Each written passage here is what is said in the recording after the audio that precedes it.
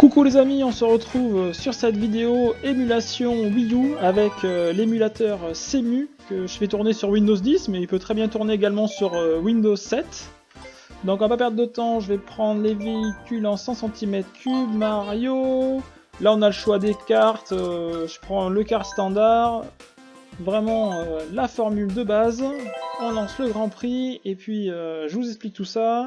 Donc Cemu, c'est un émulateur qu'on peut trouver très facilement sur Google. Ça s'écrit C-E-M-U. Bon, faut quand même avoir une configuration assez puissante. En dessous d'un i3 ou d'un Ryzen 5, à mon avis, c'est compliqué, quoi. Faut quand même avoir un processeur et une carte graphique qui arrive à tenir le choc. Également au niveau de la mémoire vive, en dessous de 8 Go, à mon avis, c'est compliqué. Donc, soit vous avez une bonne config parce que vous avez un PC gamer sous la main, soit sinon, moi ce que je vous invite à faire, c'est tout simplement achetez-vous une Wii U. À la rigueur, c'est le mieux. Moi, c'est vraiment cet émulateur qui m'a donné envie d'acheter la console.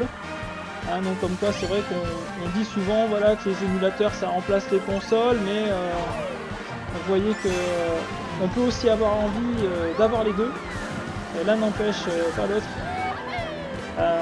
Moi ce jeu je le trouve génial, franchement je connaissais le Mario sur la première Mario Kart, je veux dire sur la première Wii, que j'avais beaucoup aimé. Alors celui-là, c'est vrai qu'au niveau des graphismes, je trouvais qu'il était vraiment différent. J'ai eu beaucoup de chance là quand même, là je l'ai bien piégé là derrière, parce que la carapace rouge normalement était pour moi. Donc je disais, oui, ce jeu m'a donné envie d'acheter la console. J'aurais dû le tirer derrière la carapace, parce qu'on a le choix, on peut tirer soit les carapaces devant, soit derrière. Et j'aurais dû la tirer derrière celle-ci. Bon, comme quoi, quand on fait des commentaires sur les vidéos, on n'est pas aussi bon que lorsqu'on est concentré, bien tranquille sur le canapé. Donc là vous voyez graphiquement le jeu est quand même sympa. J'ai les vibrations dans la manette, à savoir que je joue avec une manette Xbox One, que j'ai eu beaucoup de mal à configurer d'ailleurs. Parce qu'il a fallu faire toutes les mises à jour de Windows 10 parce que Microsoft ils n'ont pas sorti de driver en fait disponible sur cette manette pour faire les mises à jour de Windows, et quand vous avez fait toutes les mises à jour ça peut s'installer, enfin c'est pas logique du tout leur truc, c'est une vraie galère. Enfin bref.